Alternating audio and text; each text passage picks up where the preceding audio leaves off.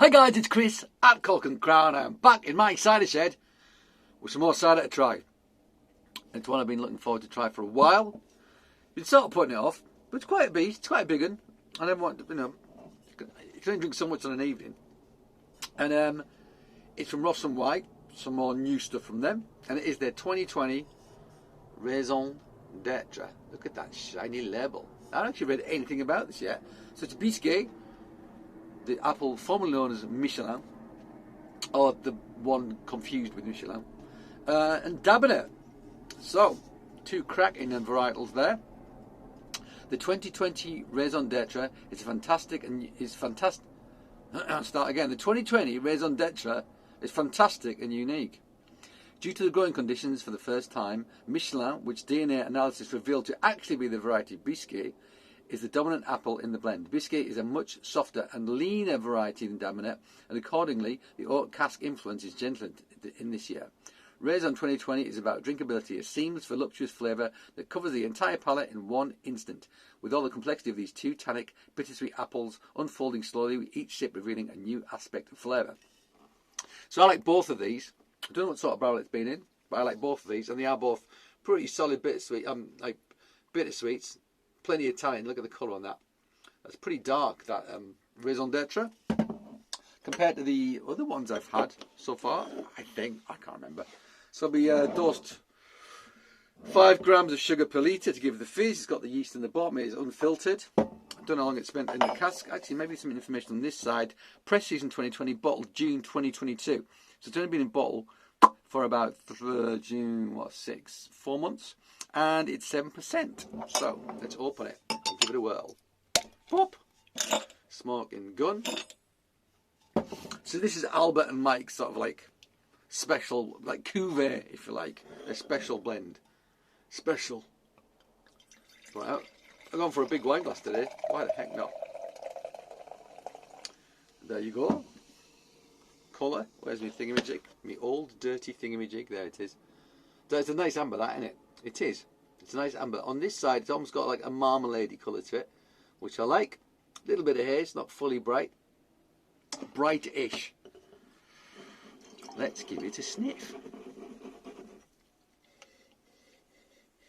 Nice nose. Yeah. I think I'm getting a hint of that sort of hint of orange that I seem to get from Dabinet these days, which maybe I just didn't notice before. I'm not sure if that's a recognised flavour in Dabinet, but I seem to be getting it at the moment. I'll have to look it up. Might put it on the screen, somewhere around here, across my chest. But I've got sweated apple as well. You've got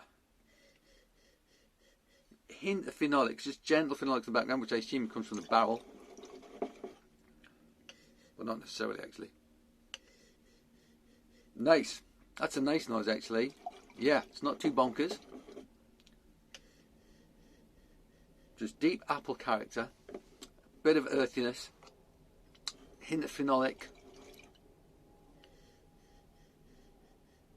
Yeah, maybe a tiny bit of like sort of like caramelization in the background as well.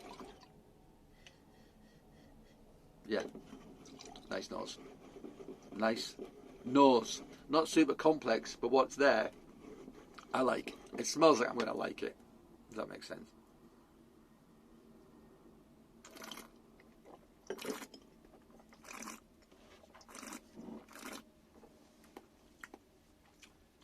So, bone dry, of course. Tannins aren't that forthright, actually. I mean, they're absolutely there. Don't get me wrong. I thought it was going to be more tannin than it is. There is a softness to it. So there is a stringency, soft tannin on the front. Very delicate. More appliness than I thought there was going to be. It's very appley, which sounds a bit weird to say for cider, but you'd be surprised, you know. I think I had one that smelled of pork fat the other day. You know, it's like you can get all sorts of things which aren't necessarily associated purely with apple. But this is super appley. Love the nose.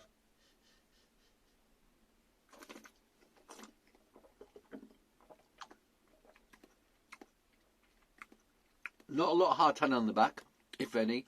Minerality. This tastes like, oh, what?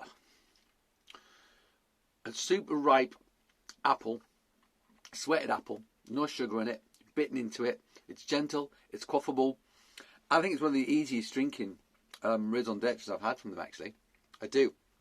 It almost feels like a kind of like a very trad cider to me, that. Very gentle sparkle as well, very gentle. I mean, it's not still by any stretch, but the sparkle is very gentle, and I always prefer a gentle sparkle.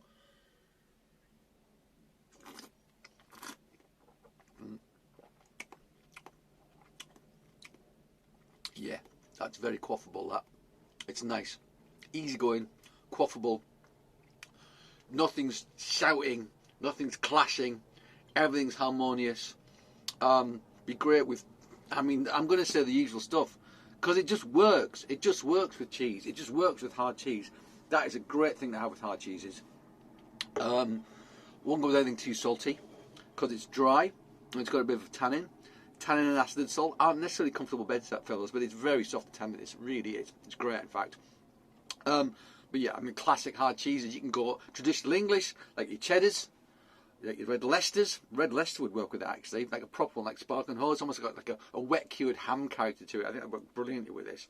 It's that sort of pork thing again, pork and apple. But also, I think equally with like an Alpine cheese, something with sweetness.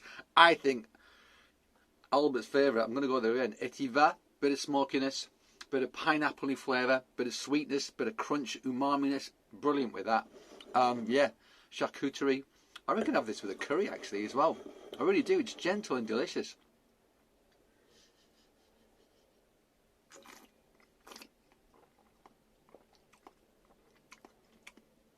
That is very quaffable. Gentle.